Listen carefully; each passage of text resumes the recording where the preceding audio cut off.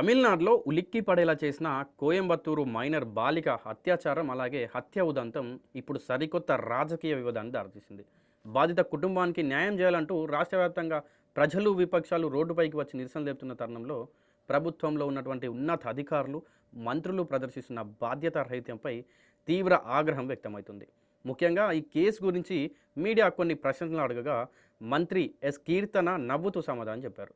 ఇక దీనిపై రచ్చ సాగుతుండగానే తాజాగా ఒక లేడీ పోలీస్ ఆఫీసర్ కూడా ఇదే అంశం గురించి మాట్లాడేందుకు వచ్చి చాలాసేపు నవ్వారు.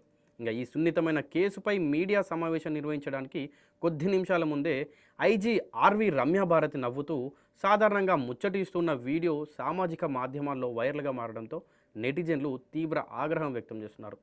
కోయంబత్తూరు సమీపంలోని సులూరు ప్రాంతంలో 10 ఏళ్ల చిన్నారిని అపహరించి ఆపై లైంగిక దాడికి పాల్పడ్డారు.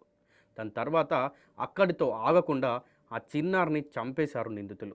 ఈ ఘోర క్రూరత్వంపై తీవ్రమైన ప్రజా ఆగ్రహం వ్యక్తమవుతున్న వేళ మంత్రి ఎస్ కీర్తన నవ్వుతున్న ఫోటోలు వెలుగులోకి వచ్చినాయి. ఇక దీనిపై బీజేపీ సహా విపక్షాలు తీవ్ర ఆగ్రహం వ్యక్తం చేయగా ఈ విమర్శలపై మంత్రి కీర్తన స్పందిస్తూ వివరణ ఇచ్చారు. రాజకీయ కారణాల వల్లే తన బాడీ లాంగ్వేజ్ను కావాలనే తప్పుగా చిత్రీకరిస్తారని ఆరోపించారు.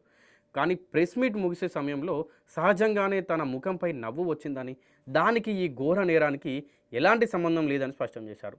ఈ గొడవ పూర్తిగా సద్దుమనక ముందే ఐజీ రమ్యాభారతి కేసు వివరాలను వెల్లడించడానికి ప్రెస్ మీట్ ఏర్పాటు చేశారు. అయితే మైకుల ముందుకు వచ్చే ముందు ఆమె తోటి వారితో మాట్లాడుతూ విపరీతంగా నవ్వారు. ఇక ఇందుకు సంబంధించిన వీడియో కూడా సోషల్ మీడియాలో తెగ వైరల్ అయింది. అయితే ఒక పసిపాప అంత దారుణంగా హత్యకు గురైతే రాష్ట్రమంతా శోకసంద్రంలో మునిగిపోయింది. కానీ ఉన్నతాధికారులు మాత్రం ఇది నవ్వులాటగా ఉందా అంటూ సోషల్ మీడియా వేదికగా ప్రజలు ధ్వజమెత్తున్నారు. దీనిపై మీ వ్యూహాలేంటో కామెంట్ చేయండి.